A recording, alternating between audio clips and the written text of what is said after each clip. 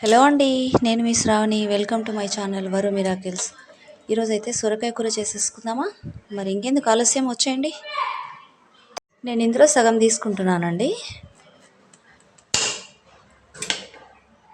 సొరకాయని పీల్ చేసేసి ముక్కలు చేసి కట్ చేసి పెట్టేసుకోండి.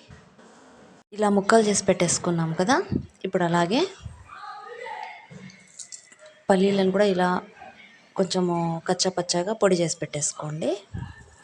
అలాగే వెల్లుల్లిని కూడా కచ్చాపచ్చగా దంచి పెట్టేసుకోండి. అలాగే టమాటోలని చిన్న ముక్కలుగా తరిగి పెట్టేసుకోండి. ఉల్లిపాయలు, పచ్చిమిరపకాయలు కూడా ఒక 5-6 పచ్చిమిరపకాయలు ఇలా పేస్ట్ చేసి పెట్టేసుకోండి. ఇంకా ప్రాసెస్ చేసేద్దామా? కుక్కర్ పెట్టుకున్నాం కదా, ఇప్పుడు ఆయిల్ వేసేసుకుందాం.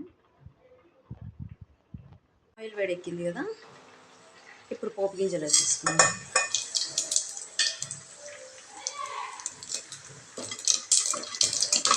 అలాగే ఉల్లిపాయలు వేసుకుందాం.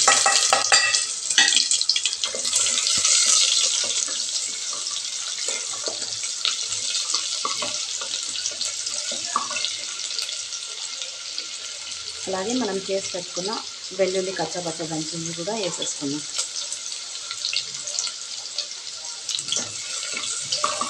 మీడియం ఫ్లేమ్లో గోల్డెన్ బ్రౌన్ వచ్చే వరకు కొంచెం ఇలా ఫ్రై చేసుకోండి.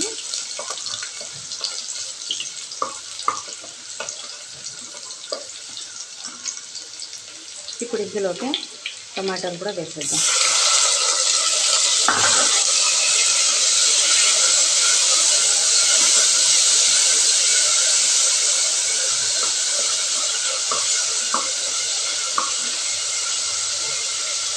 మగ్గుతున్నాయి కదా, ఇప్పుడు ఇందులోకి మనం పొడి చేసి పెట్టుకున్న పల్లీల పొడి కూడా వేసుకున్నాం.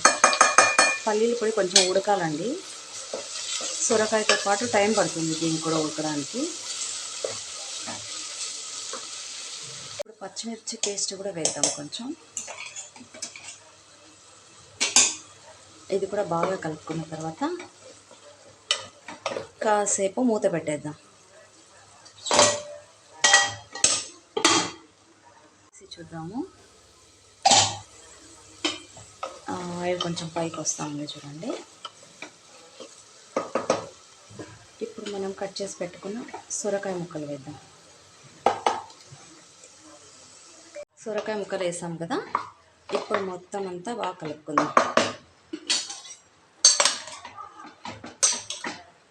కలిపేసుకొని ఇంకొక 2 నిమిషాలు మూత పెట్టుకోండి. మూత తీసి చూద్దాము. ఇప్పుడు ఇందులోకి ఉప్పు,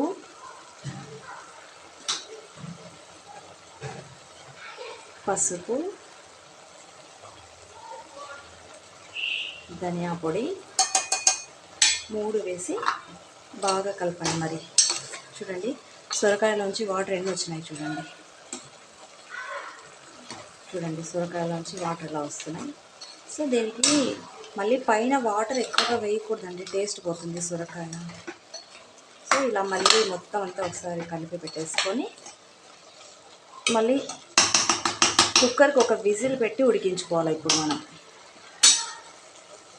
పెట్టాను, ఒక విజిల్ వస్తే సరిపోతుందండి. మూత తీసి చూద్దాము. గట్టి పడినట్టుంది. ఇప్పుడు ఇంకోసారి ఇలా కలుపుకొని ఇప్పుడు ఫైనల్గా కొబ్బరి తురుము, కొబ్బరి పొడి, సన్నగా తరుక్కున్న కొత్తిమీర, కరివేపాకు ఈ 3 వేసేసి ఇంకోసారి ఇలా పైకి కిందికి కలపండి. సో మనం వాటర్ వేయకున్నా కూడా ఎంత గట్టిగా వచ్చింది చూడండి, కర్రీ చాలా థిక్గా వచ్చింది. ఇంతేనండి, సొరకాయ కర్రీ రెడీ అయిపోయింది. ఇప్పుడు దీన్ని ఇంకో గిన్నెలోకి ట్రాన్స్ఫర్ చేసుకుందాం.